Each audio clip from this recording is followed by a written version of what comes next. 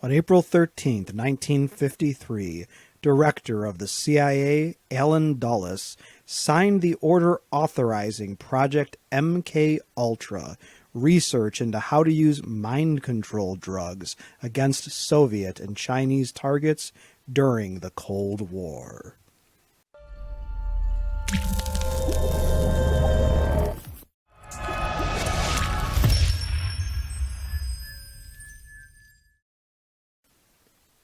Digging deeper, we find that during the Cold War, the U.S. and the Western democracies engaged in a struggle for world domination against the communist countries, mainly the Soviet Union and China.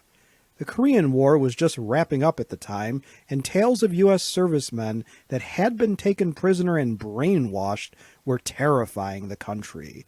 Obviously, we needed our own program to counter theirs, and rather than doing it the old-fashioned way, we were going to use cutting-edge technology, especially as to drugs.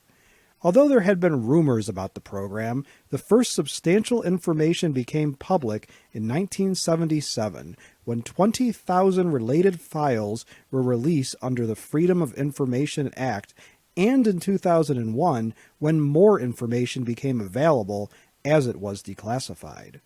Starting right after World War II, U.S. researchers consulted ex-Nazi doctors and psychiatrists and studied the Nazi files for any information that could be put to use in mind control applications. Drugs such as LSD were front and center, but the use of radiation and biological treatments were also experimented with, sometimes on volunteers and often on unsuspecting human guinea pigs. Various forms of torture were studied, as was hypnosis, verbal abuse, sexual embarrassment, and a host of things we are not too proud of today. Some of these techniques were apparently used against prisoners in the War on Terror in Iraq and Afghanistan. This program was a massive ongoing effort, and universities and other public and private entities were involved in the research, sometimes knowing who and what was behind it, and sometimes not. Well over 100 projects and nearly 100 institutions were involved.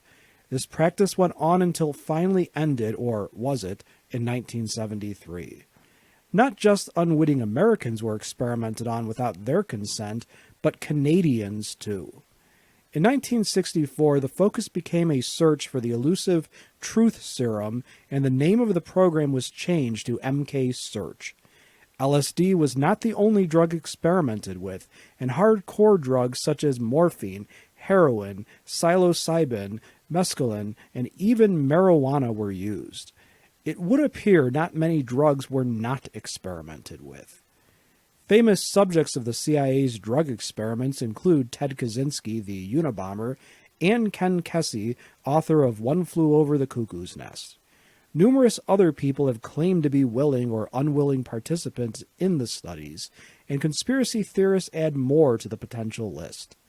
Movies such as The Manchurian Candidate, 1962 and 2004, The Men Who Stare at Goats, 2009, and Jacob's Ladder, 1990, and their associated books deal with the subject of secret government projects concerning mind control. Many other programs before, during, and perhaps after MKUltra dealt with related types of research, and although the U.S. government claims the research has stopped, we have no way of knowing if it really has. As a question for my students and subscribers, do the potential benefits of these programs outweigh the invasion of privacy and possible harm to human test subjects? Let us know what you think in the comments section below this video. If you like this video and would like to receive notification of new videos, please feel welcome to subscribe to History and Headlines and become one of our patrons. Your viewership is much appreciated.